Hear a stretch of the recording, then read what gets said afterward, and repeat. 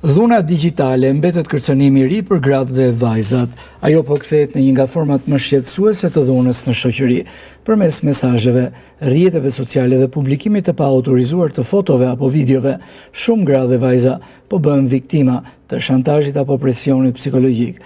Koordinatori për dhunë në familje, Arbi Basha, thot se vetëm në Pogradec për vitin 2025 janë lëshuar 43 urdhra mbrojtjeje dhe 20 prej tyre lidhen me dhunën digjitale.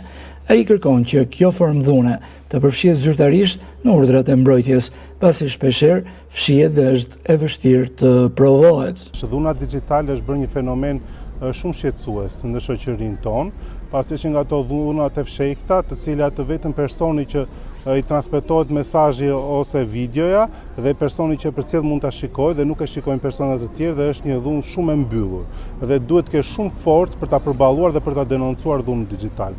Është bërë shumë shqetësues edhe në rrjetet sociale, etiketime që u bëhen grave dhe vajzave, memeve të ndryshme, për shakara, për like, por sigurisht edhe kërcënimeve të vazhdueshme që gratë marrin nëpërmjet mesazheve, nëpërmjet platformave elektronike. Kështu që është parë shumë e domosdoshme që ligji për masa kundër dhunës në familje të ndryshojë dhe aktualisht jemi në procesin e draftimit të ligjit për masa kundër dhunës në familje dhe proceseve të diskutimit. Janë hedhur shumë ide shumë të mira për ta përmirësuar këtë ligj, ku një nga këto faktorë është dhuna digjitale. Është dhunë dhe si çdo dhunë shkakton presion psikologjik dhe është presion shumë i fortë, më thënë drejtën, dhe sidomos te vajzat, duke qenë se është dhe opinioni, çështja e moralit në pikë pyetje, imazhi, vazhdimësia e jetës, te vajzat mund të çojë dhe në fatalitet. Shumë vajza nuk durojnë dot presionin, sidomos atë virtual. Është presion që i shkatron psikologjikisht.